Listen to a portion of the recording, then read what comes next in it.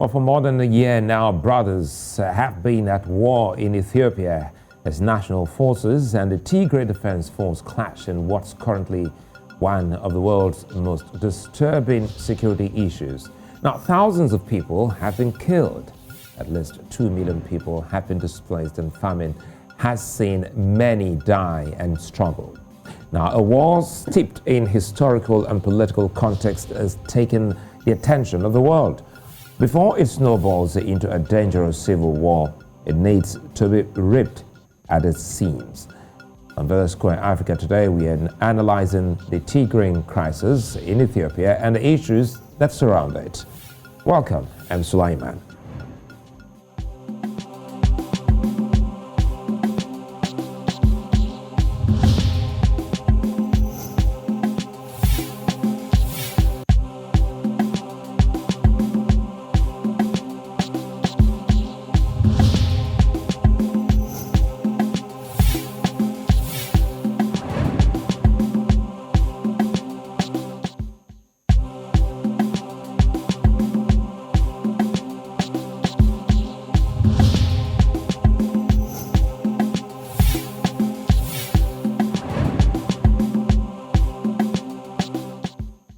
Now, Ethiopia, Africa's second most populous country and a poster nation of the Horn of Africa, is ripping apart. A bitter feud between the Tigrayan People's Liberation Front, the TPLF, and the Ethiopian government is setting the country on fire. Now, on November 3, the TPLF attacked a command base of the Ethiopian government, bringing a month of contention to a head. Ethiopia soon fired back, and adversity has been the other side ever since, with women and children suffering from the ruins of violence. A friend of the West, Ethiopia has played hardball against its brothers from Tigray, who have also refused to sheathe their sword.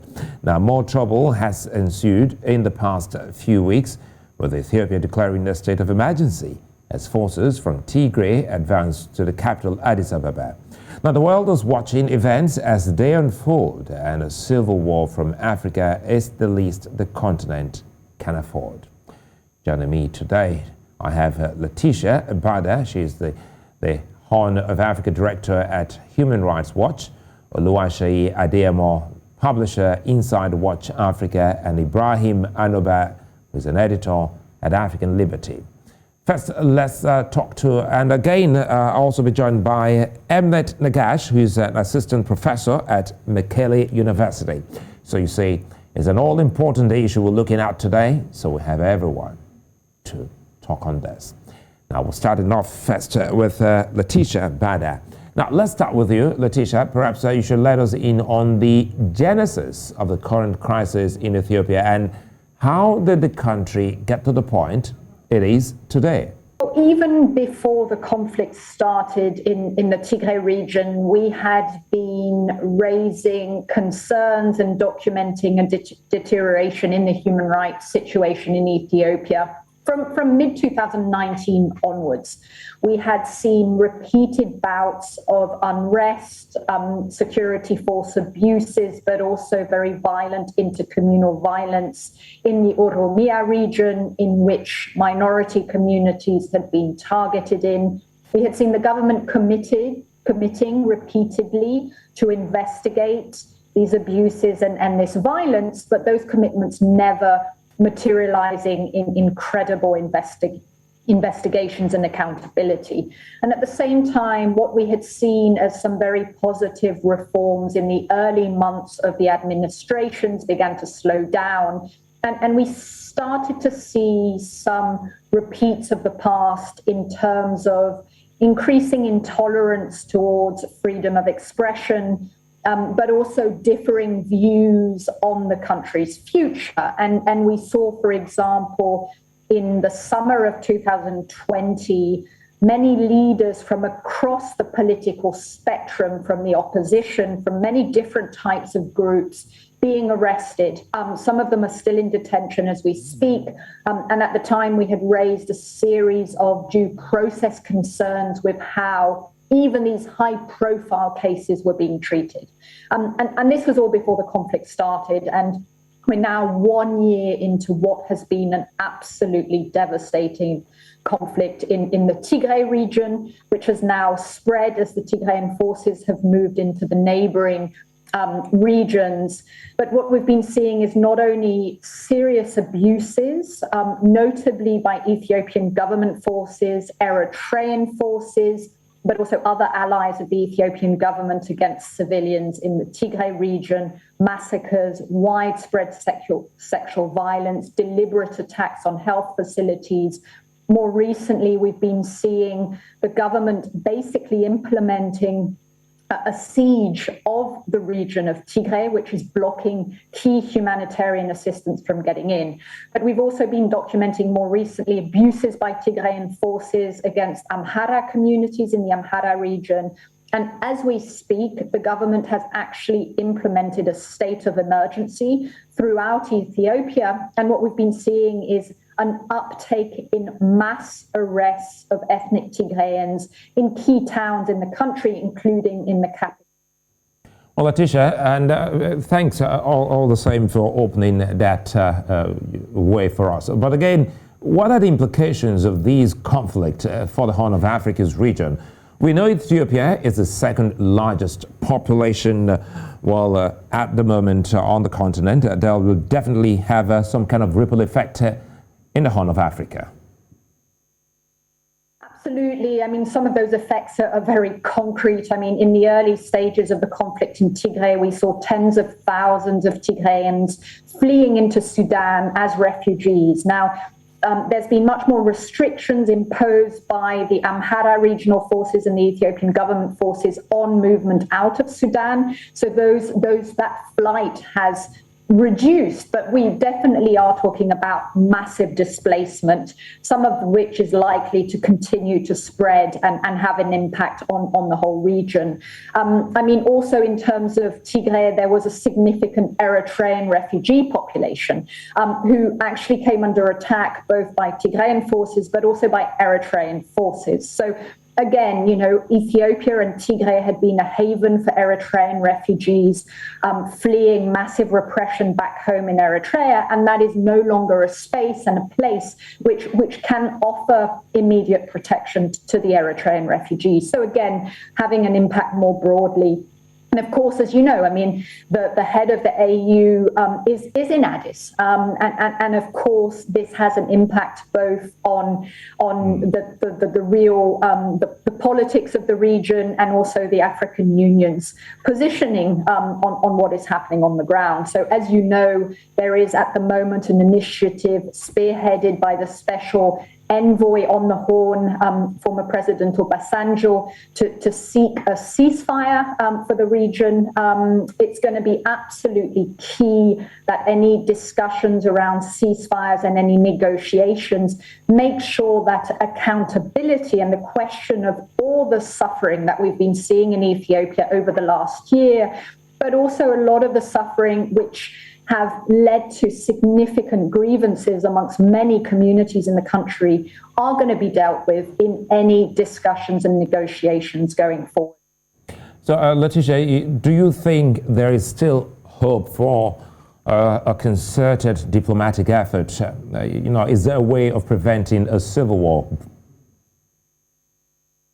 Well, I mean, one thing which is absolutely key and which obviously is contributing to the cycles of violence in the country are the abuses which have been happening for the last year. And it is clear that there does not need to be a ceasefire for warring parties to stop abusing civilians. And we have seen that the abuses have directly contributed to recruitment on all sides. All warring parties are also being joined by people who have been directly affected by the abuses on the ground. And so, you know, whether there is a political negotiations or not, warring parties need to abide by basic standards and international humanitarian law rules.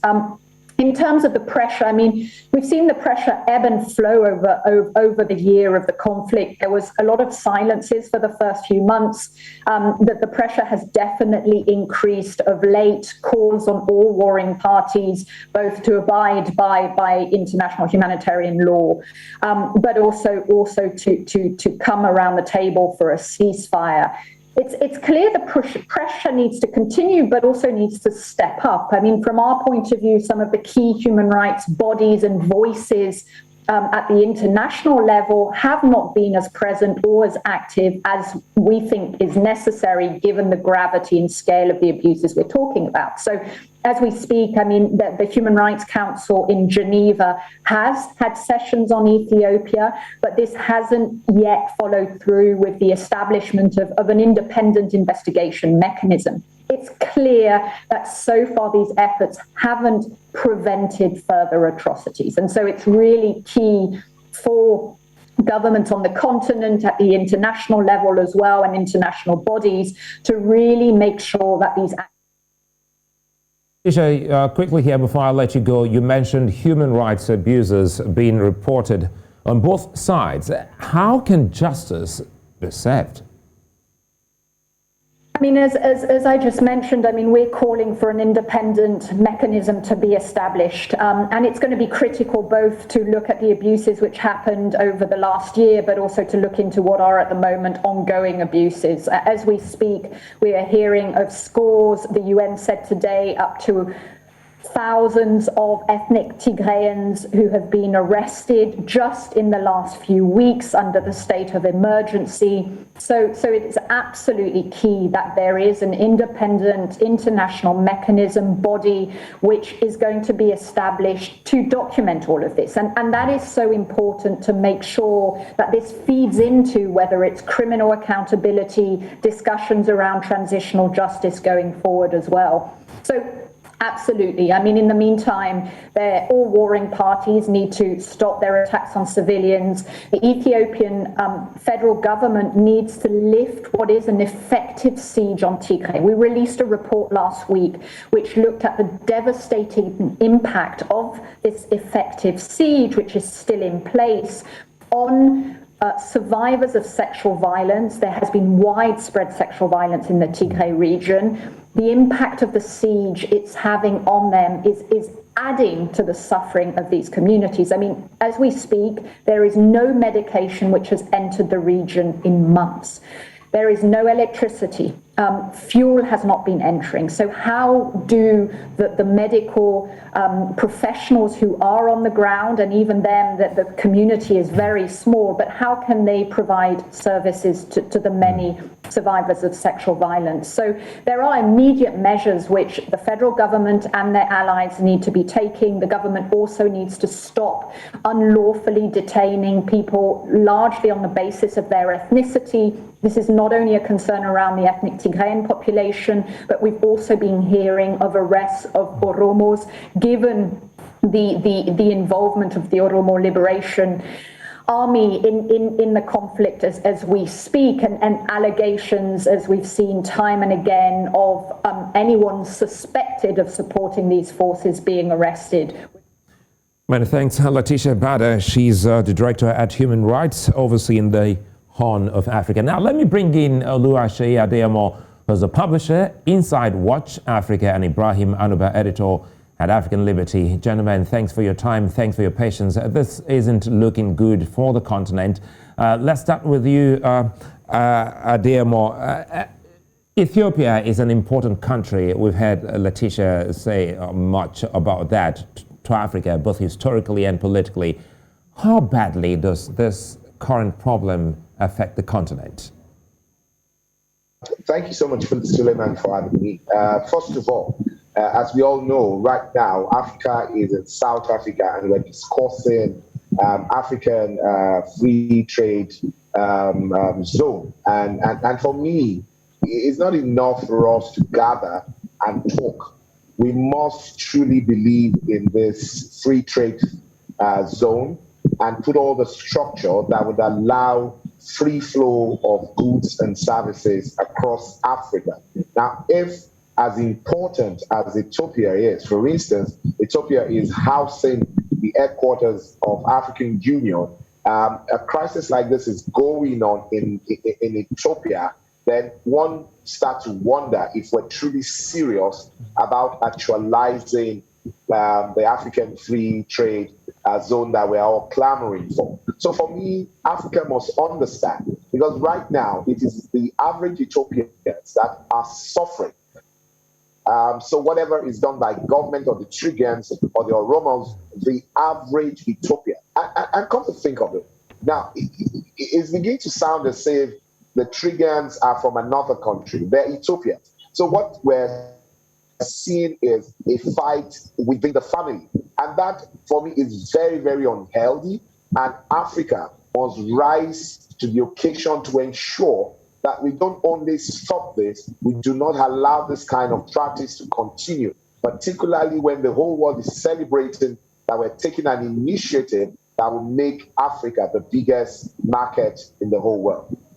I think, Oluwaseyi, you just stated it, you spot on. Without peace on the continent, there can be free trades, there can be trade or business. Let me quickly bring in Ibrahim here. Ibrahim, you have Oluwaseyi, and quite frankly, a whole lot happening there. There have been talks of a potential civil war, ensuing from Ethiopia if the current situation isn't actually handled.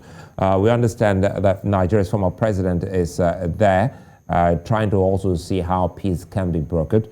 But do you think the African leaders are doing enough, going by what Oluwaseyi has highlighted? Well, thanks for having me, Sulai. I think the problem we see in Ethiopia and even in Sudan, in Mali, and elsewhere across the continent where you have political crisis, the African Union has to take blame to some extent in all these three occasions. And the reason is that in some of these countries, for example, you have individuals who are high placed within the African Union. Mm-hmm. In fact, I think Alpha Conde was at some point chairing the African Union, and he was abusing power in Guinea. The same thing happened with Abiy Ahmed. So when Abiy was initiating that military strike on Tigray as a result of what happened with the TPLF attacking a military base, the African Union didn't take decisive, strong stance in criticizing that approach by Abiy Ahmed. If you are attacking an entire ethnicity, then you are creating the foundation for a civil war. We've seen that numerous times across Africa. So I'm thinking that the African Union not being strong in criticizing its member states, particularly leaders from these member states, at the point where they were creating the foundations for this civil war. In Abiy's case, that military strike in Tigray, the numerous ways in which he prevented foreign humanitarian aid from reaching the war-torn Tigray region. And we still have homeless refugees in that region right now. The African Union wasn't so strong in condemning that. In fact, they didn't even sanction Abiy Ahmed. And now you have this problem. So I think in Ethiopia's case, in Guinea's case, in Sudan and elsewhere, I think the African Union could have helped prevented many of these situations if it had, at the point of infantry of this chaos, managed, in particularly work with their member state, the leader of that member state, in ensuring that they do not violate human rights, they do not initiate military strikes instead of initiating diplomatic or political solutions. And I think if they had done that, perhaps we won't be seeing the military chaos we are seeing in Ethiopia now and perhaps elsewhere across the continent. Okay, Ibrahim, just give me a minute. Let me go over to Emnet Negash, who is an associate professor at the Mekelle University. Emnet, good to see you, rather good to hear your voice, and thank you for your time. And quickly, let's talk about how Oluwaseyi has highlighted this. He started off by saying it doesn't look as if this is a big concern for African leaders. Tell us, are they handling this with the amount of seriousness that it deserves? Pleasure to be here. Thank you for having me. I would start from what is at stake and how the African leaders have been treating this, not only the situation in Ethiopia, but what has happened before also. And then if we come to what is at stake, particularly in Tigray, that since a year we don't know how our family are managing to live over a year now, which is quite tough. That basic services with the public services adapted. It's not only that people have been killed, we have documented about 160 massacre incidents. By massacre, we are referring to the killing of unarmed civilians of at least 5 people in the same incident where we identified as the single one incident, and we now have about 250, and that is what we have managed to identify in the absence of the communication. We will talk to people and not ask them for their replies and all that without. And then if you can think of the internet and the telephone is restored, then you can imagine how far it goes, and it's not. Well, Emnet, I'll come back to you. Let's come back to you, Oluwaseyi. And you've actually raised a big, the angle you opened up, putting this side by side with what exactly is happening in South Africa is something that we really can't actually, let go so quickly. President Obasanjo is someone, not new to such mediation. Do you think he will be able to, mediate between Abiy Ahmed and the Tigrayans? I'm very hopeful that he will do a great job. The truth of the matter is we need to come to terms that as Africans, we have allowed a lot of things to keep going bad, and whatever solution we have used in the past is definitely not going to work as effectively as it worked in the past.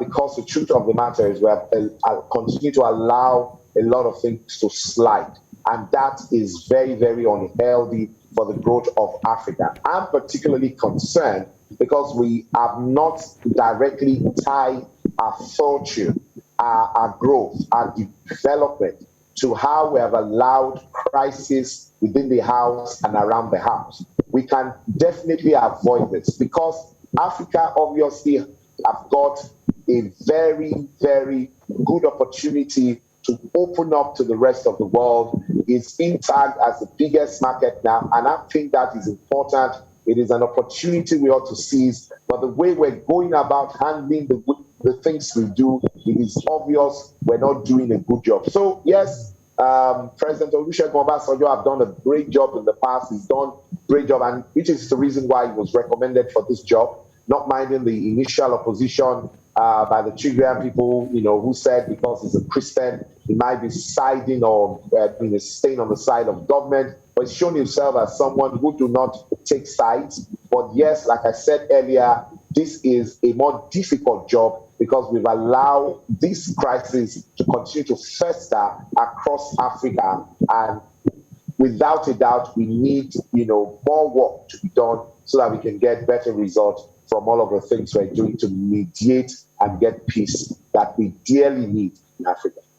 Well, Ibrahim, better result is what the continent needs, as highlighted by Oluwaseyi. But again, if you look at what is at play now, a bit of ethnicity, ethnic politics, tribalism, and with a bit of, religion, is a whole lot on the plate.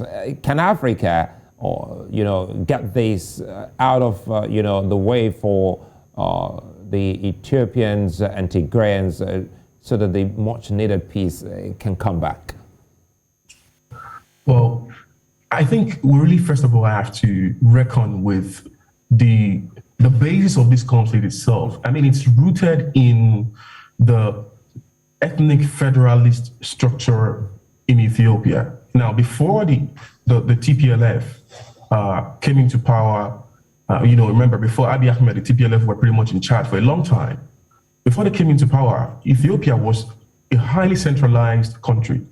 During the time of the military, the Derg, the time of Haile Selassie and others, they were pretty much centralized. And the TPLF, alongside others, fought against that centralization, questioning the marginalization of regions like the Tigrayan, the Amhara, the Oromo, and whatnot. And again, they eventually were successful. And a result of that success was reshuffling the political structure in Ethiopia. In other words, creating an ethnic-based federal system where ethnicity, rather than state, rather than region, was a fulcrum of power, rather than the center itself. So for many years, the Oromo, the Amhara, the Tigrayan people had their own autonomy, so to speak.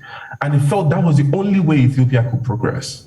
That you have this multi-ethnic country, and there's always a tendency that the central government, the authoritarian government, will marginalize and mistreat people and not represent those in the margins.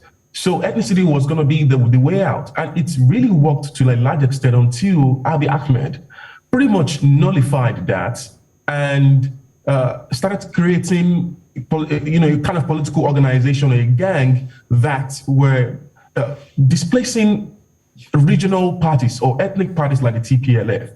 And that is what the TPLF and the Oromo and the Amhara people are trying to fight against. That they do not want a central government or a centralized government. They want to return to the ethnic-based federalism that they practiced for many years. And this is the primary question. So as much as we would love to see Obasanjo achieve a peaceful ending to this, we also have to realize that the Tigrayan people will never back down. If you go by their history, they will never back down until and unless they get that regional balancing back. And until Obasanjo realizes that, I do not think we will see an end to this conversation. Let me bring in Emnet. Emnet, quickly here. Let us in on what exactly you see. You're also on ground. You have a good sense of what this means for the country. Is this about the federal structure or some ethnic politics at play between the TPLF and the government? I would say a combination, but mainly because of the federal system. That you may remember the previous civil war we had in Ethiopia about in the 1970s and 1980s, which took about 2 decades of fighting. So then Ethiopia, as it is in Nigeria, is a very much diversified country with about more than 80 nations and nationalities, where they would demand more or less a relaxed autonomy. And the current regime that has started since 2018 would want to turn the government system into a unitary system, and which seems to repeat what has happened in the 1970s and 1980s. And then the resistance now comes from Tigray to say no. And then this one has to follow with that old humanitarian catastrophe, which we are now witnessing, where about 6 to 7 million population is in the verge of death, nearly in the verge of death, yes, I would say. Okay, we'll take a moment. When we come back, we'll be talking more with Oluwaseyi Adeyemo and Ibrahim Anoba, as well as Emnet, to tell us more on the way forward on this crisis.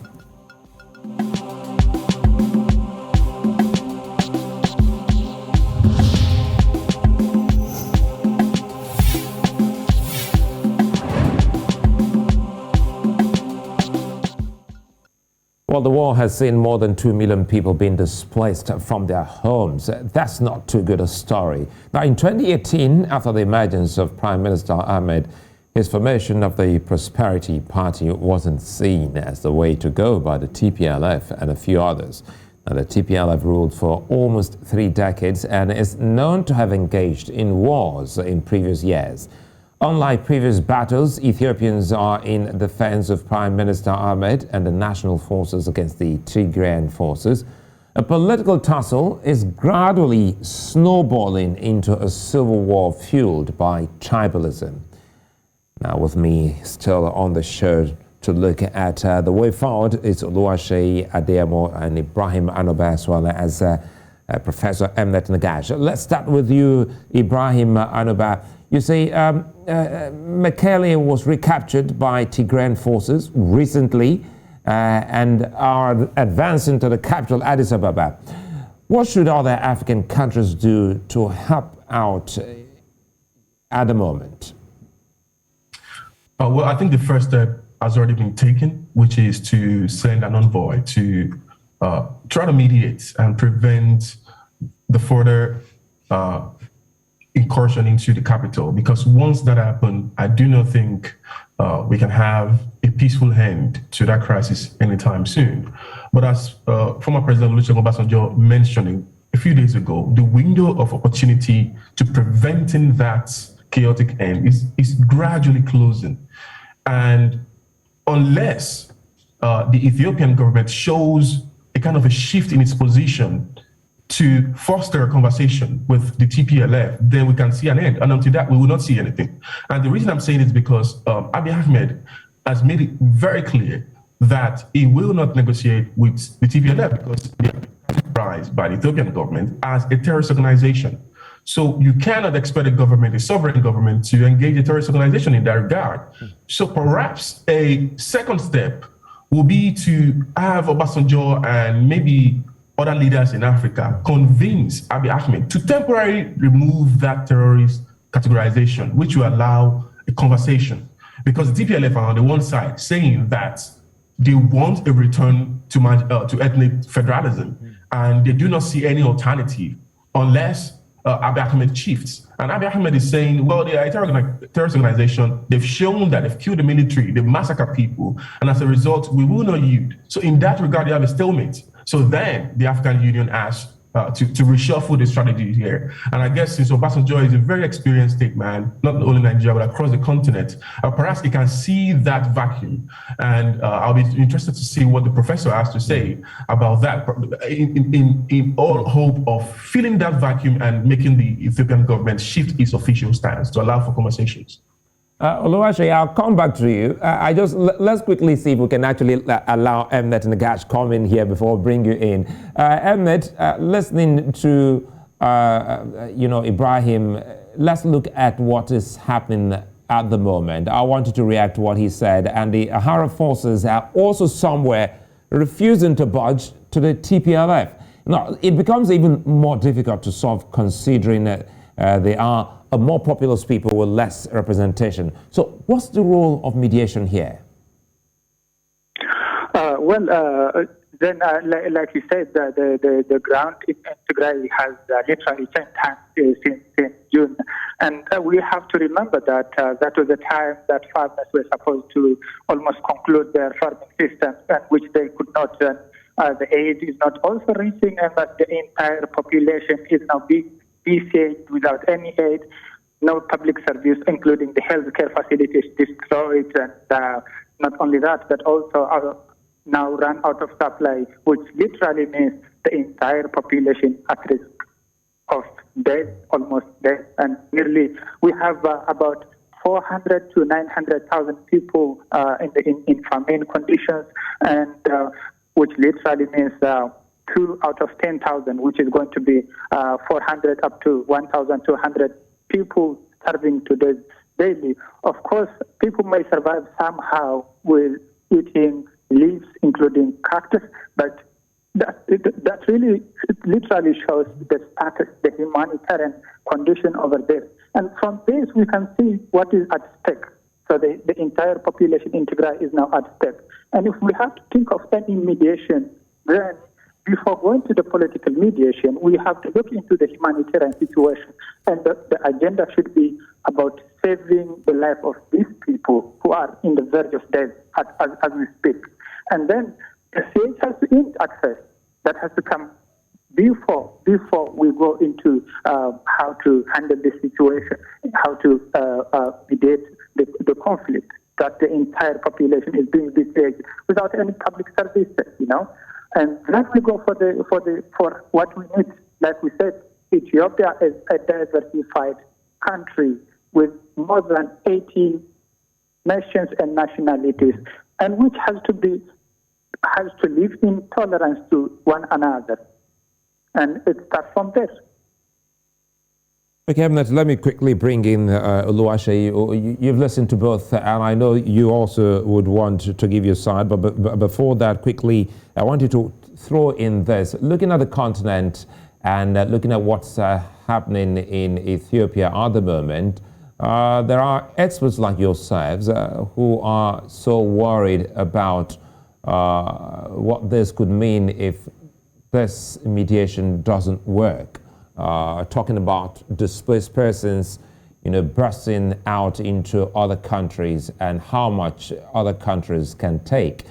So let's look at that. In this whole story, there's been some kind of history back in the day, Eritrea and the president, Isaias Afwerki. 30 years ago, it was fighting alongside Tigrayans against the government, and now it's fighting for Ethiopians against Tigray. So this is where the AU comes in. How can the AU limit its advances and help, stem this before it bursts, out of order? I agree with the two speakers that it's important that we look at a short-term solution, which is to sort of step down the stand of Abiy Ahmed, who is saying the Tigrayans are people who ought to be treated like terrorists. I think that is not the way to go. And like you rightly pointed out, AU should also understand that what they stand for is the peace and stability of all Africans. And if you have an Ethiopia, spiraling into the situation that we have right now, what you mean is you're going to have a situation in Sudan, in Eritrea, and in the whole of East Africa, eventually into other parts of Africa. And that is something we cannot afford at this time, particularly, and I go back again, the fact that this is a time we ought to be looking at trade in Africa, not a time we ought to be quenching a fire all over the place. So for me, AU need to quickly take a step to decisively do something in the short term to make sure we stem this in the board, if anyone will agree with me, because in some way it's already a civil war going on there. But for it not to be wider than it is right now, I think it's important that AU steps into it quickly so that that will be stemmed, because I believe that it can impress it. And President Olusegun Obasanjo obviously can, because he has the experience, he's done this over and over again. So there's a need for him to take a decision right now where he would impress it on Abiy Ahmed to say, look, this is not the time to name names, to say, oh, this person is, because at the end of the day, all of them are Ethiopians. And that's usually my concern. When we allow this tribalism to go to a point where we now start pointing to our brothers and sisters as if we're referring to people from other planets, we're actually saying, as a people, whether you're Tigrayans, whether you're from Oromo or wherever, you are originally an Ethiopian.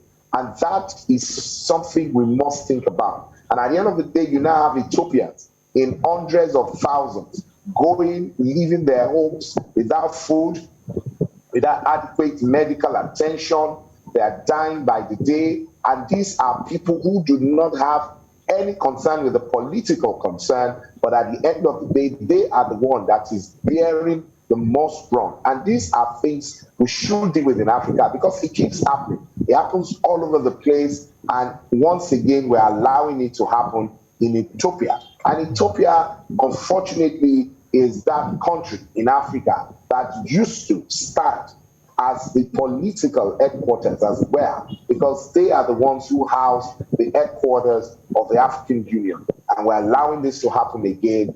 Then we need to talk to ourselves quickly. AU needs to stand up quickly and stem this in the bud before it spirals into a bigger problem. Well, Oluwaseyi, I think point noted. Ibrahim, help us make sense of what this is about. And listening to Oluwaseyi, you already would want to start looking at the displaced persons, especially women and children. And in few instances, there are also refugees who have been able to cross out of Ethiopia. The moment you leave state boundaries, you become a refugee. So the displaced persons, especially women and children, what should we be doing about the situation of these vulnerable, citizens of Ethiopia? Two things emerge from your question. First is that we are now seeing parcels or tip of the iceberg of what could potentially happen if Addis Ababa falls, or not even fall, gets to become the ground zero of the hostilities between the TPLF and the Ethiopian government. If that should happen, then you're going to have even a kind of unmanageable refugee crisis, perhaps of the proportion that we've never seen in all of Africa of recent. I mean, you already have the cases in Darfur and in Eritrea, in Djibouti, but Ethiopia is more than 100 million people.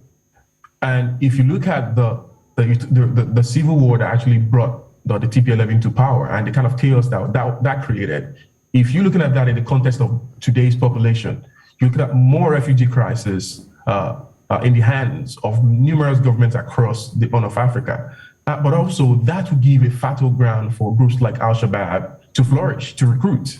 So that's the one. The second part of your question, that kind of emerged out of your question, is the nature of the TPLF's drive.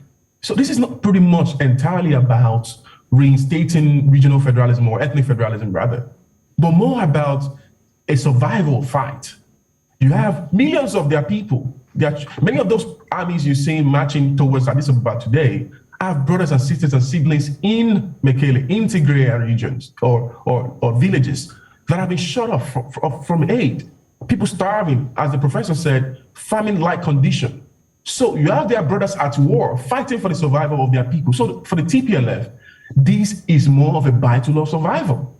So if that is the case, you do not expect them to yield, and you do not expect anything concrete to happen until Abiy Ahmed, one, allow aid to come into Tigray, and two, de-terrorize that name, Tigrayan, for something concrete to happen. So I think for the humanitarian side, for the women and children, who often not been, often been covered in African history or current African crisis, we just categorize everybody as refugee, where in fact a lot of them are children and women. I think for those two demographics, it is quite important that Abiy Ahmed do something urgently, yield his position, allow aid to come in, do not categorize the TPLF people. I mean, you may even categorize the TPLF as terrorists, I don't care, but not generalize a whole ethnic group as a terrorist ethnicity. So those two things, I think, are so key to making sense of your question, Sulaiman.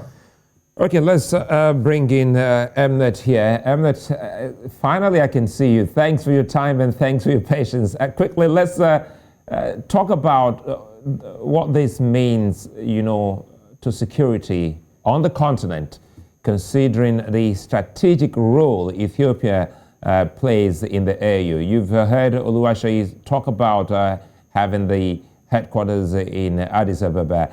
All eyes before this moment, till this moment, look towards Ethiopia as the rallying point. How can this be salvaged? Emnet. Yes, what we understand from this is that if you remember at the very first beginning point of the war, at the get-go, where the Ethiopian government declared it as a law and order enforcement operation, and that the headquarters, the AU chairperson himself also endorsed it to be the same. Likewise, that it happens to be a law and order operation, which is not. This would have all the humanitarian catastrophes which we have nowadays witnessed might have not happened, would have not happened if this was reversed from the very get-go. This is not the first time. Similar things have happened all over Africa. And unless these institutions, the African institutions, are checked after, unless we look into them, it's going to continue like that. The African institutions are supposed to be looked after to make sure that they work for the benefit of the people, not as a hiding ground of dictators. So similar things have happened before. We may remember, for instance, the recent genocide we have witnessed in Rwanda. And we are only saying, not again, never again, after several years. We can stop them. We were supposed to stop them before they happened. And the same thing is under Rapid in Tigray. This was not the time to complain about it. Of course, it's never too late. But we are again saying that hundreds are starving to death daily. And this is what we have at stake. It's not only in Tigray with the conflict spreading over, it's the whole of Ethiopia now at risk. The famine increased, the political crisis, the life of the entire country also is being deteriorated. And we know that what the meaning of Ethiopia for the entire Africa, for the whole region, it goes like that. There's also that geopolitical interest that comes with it. So this has to be stopped before it's too late. We don't have to wait more time to say that this was not supposed to happen, we should have done this and that. We have to stop it now. And I must remind you again that the entire population is being besieged and that hundreds are starving to death. And if we wait, so we are saying the estimate of hundreds starving to death, it is since June where about 400 to 900,000 people are identified to be under famine conditions since June. And it's again placed, the estimation placed again. This estimation was only if the planned, the intended aid, especially the food aid, is reaching. But it's not happening for the last 4 and 5 months now. So what happens without it? People could only survive to some extent eating leaves and cactus, which is happening. But now that it has continued without any food aid, without any medical support, any medical supplies, then this is now in its worst level. And the estimates of the UN and the USA threaten that it would go one level worse than it is. Then one level worse means then from famine is to death, from emergency to famine, it goes like that. Then it means the entire 400 or 900,000 population would die. So what is at stake is not the politics of Ethiopia, but an entire population. Which one do we have to prioritize? Is it the politics, the politicians, institutions? Do we only have to care about the fall of Ethiopia's capital, Addis Ababa, in the hands of the TPLF, the so-called, which others would identify? But to me, is that the Tigrayan forces trying to save this million. Which one do we have to bring? Which one is at stake? The politics, because Addis Ababa is the capital of the headquarters of the African Union, or the entire population being besieged? What is at stake? The first thing that has to come for me is the population has to be saved. The humanitarian situation has to go into a better level. We need to save the people, the entire population in Tigray. But of course, the humanitarian catastrophe is now also expanding to neighboring regions where the conflict is spreading over. Of course, it should also be recognized that with the entire of the economy of the country being invested into work, that the economy and everything of the country is literally collapsing.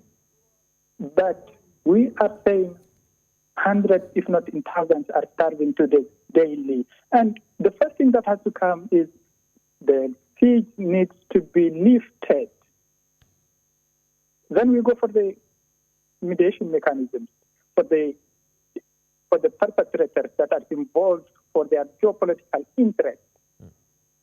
Well, let me quickly bring in because we're closing, and I just want the closing comments from Oluwaseyi and Ibrahim. If we can do this in a minute, I want us to react to what Professor Emnet Negash has said.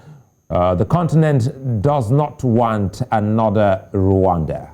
Oluwaseyi. So like the professor said, we must bring our people to the fore.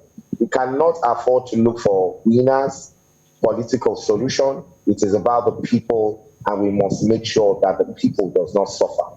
This must not be allowed to continue. And Ibrahim?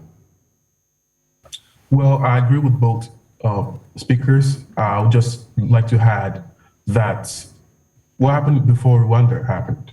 What happened? People ignored the basic fires, which eventually culminated into the big tornado fire of the genocide. So we already have passes of that happening in Tigray, passes of that happening elsewhere that have been underreported. Rape, kidnapping, indiscriminate arrests by the Ethiopian forces. These were the same thing that happened between the Hutu and the Tutsis back in Rwanda. And before you know it, we had a genocide. So I guess it's actually time for everyone to put focus on Ethiopia now, not only because it's the headquarters of the African Union, but also because it is a strategic country in the entire region. And to avert a crisis in Ethiopia is to avert a crisis in the entire horn of Africa. And I'll leave it at that. Well, I'd like to thank you, gentlemen, for being a part of history, and history will not forgive any African if we don't rise up to say enough is enough. As highlighted by all three of you, we must not wait for another Rwanda. Peace is not just the direct opposite of war. It is always there's always a better option for countries. The remains of the dead and the ruins faced from the rampage never leave us. The imprints of destruction never, and the flames of tragedy hardly stops. Ethiopia must work to stay secure and make Tigray free. Many thanks again for being such nice company. Ibrahim Anoba, Oluwaseyi Adeyemo, and of course Laetitia and Emnet Negash. We'll stay on this. We'll see you again. Bye-bye.